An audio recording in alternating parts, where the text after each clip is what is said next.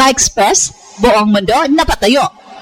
Isang hindi makakalimutang gabi sa NBA playoffs matapos ang matinding comeback ng Los Angeles Lakers kontra Houston Rockets sa Game 3.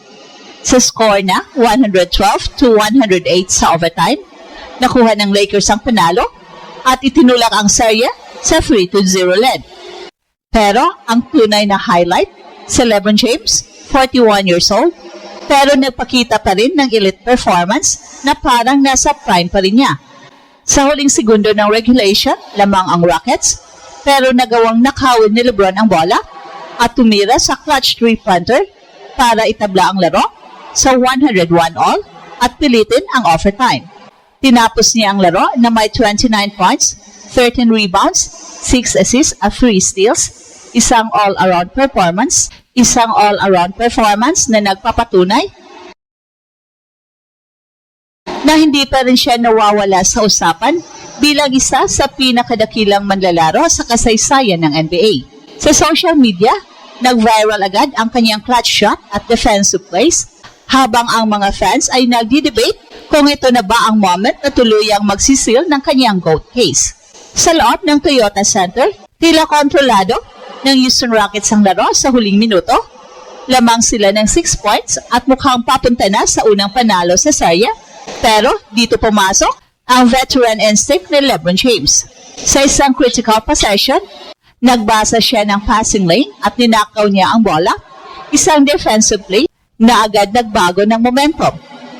Habang bumaba ang oras, pinili ni LeBron ang tamang pagkakataon para umatake. Sa halip na pilitin ang drive, umatras siya at tumira ng three-pointer.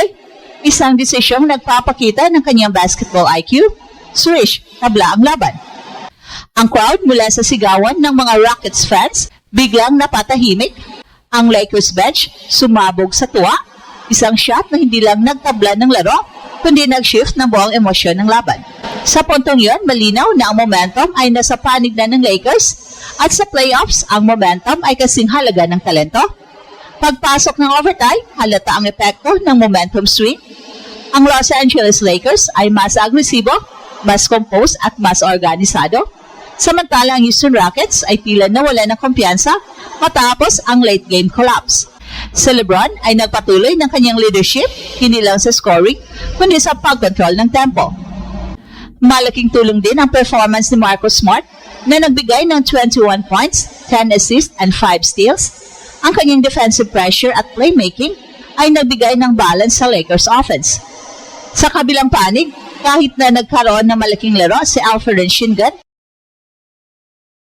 na may 33 points, hindi ito sapat para buhatin ang Rockets. Sa overtime, nahirapan silang makahanap ng consistent scoring at napilitang gumawa ng low percentage shots. Ang depensa ng Lakers ay naging mas mahigpit at ang kanilang execution sa offense ay mas naging precise. At sa pagtatapos ng Game 3, malinaw ang mensahe, ang Los Angeles Lakers ay hindi lang basta nanalo, sila ay nagdo-dominate sa critical moments. Ang 3-0 lead sa serye ay naglalagay sa kanila sa halos siguradong posisyon para umusad sa susunod na round.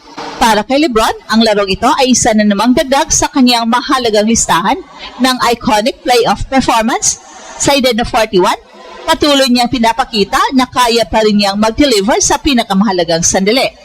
Ang kanyang 29, 13, 6, 3 na statline ay hindi lang numero, ito ay representasyon ng kanyang all-around impact sa laro.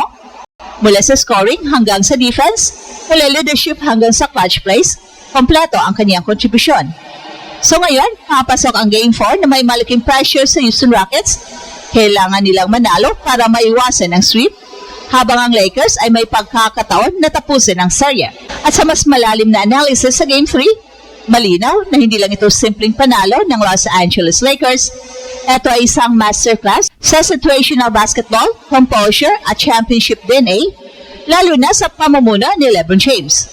Sa unang layer ng analysis, game flow at momentum control, sa loob ng halos buong fourth quarter, hawak ng Houston Rockets ang tempo, lamang sila, mas agresibo at mukhang sila ang mas batang team na may energy. Pero dito lumabas ang pinaka-importanting difference, ang Lakers ay hindi nagpanik. Kahit down by 6 with less than 30 seconds, hindi sila nagpadali o nag-force shots. Sa halip, nag-stick sila sa fundamentals. Defense muna, then high percentage execution. Yung steal ni LeBron, hindi lang highlight play, ito ay produkto ng anticipation at experience. Ikalawang layer, decision making under pressure. Maraming players ang pipili ng drive sa ganong sitwasyon, pero si LeBron ay umatras para sa 3. Bakit? Dahil sa spacing, defender positioning at game clock. Ito ang difference ng elite IQ. Hindi lang kung kaya mong gumawa ng play, kundi kung alam mo kung anong play ang pinakamataas ang chance na magbunga. At ang pumasok ang stress, hindi lang score ang nabago ang psychological state ng dalawang team. Ikatlong layer, overtime execution. Madalas sa NBA, ang team na may momentum papasok sa overtime ang mananalo at yun ang eksaktong nangyari. Ang Los Angeles Lakers ay naging mas organized sa half-court habang ang Houston Rockets ay naging reactive. Dito pumasok ang halaga ng second players tulad ni Marcus Smart. Ang kanyang 21 points and 10 assists ay hindi lang numbers, ito ay stabilizing force habang nakatutok ang defense kay LeBron. Ika-4, Rockets collapse at pressure response. Hindi pwedeng i-ignore na malaking bahagi ng kwento ang breakdown ng Houston. Up by 6 na sila, nasa kanila na ang game, pero nagkaroon ng poor possession choices, late rotation sa defense at mental lapse. Ito ang classic sign ng young team sa playoffs, kulang pa sa reps sa ganitong high-pressure situations.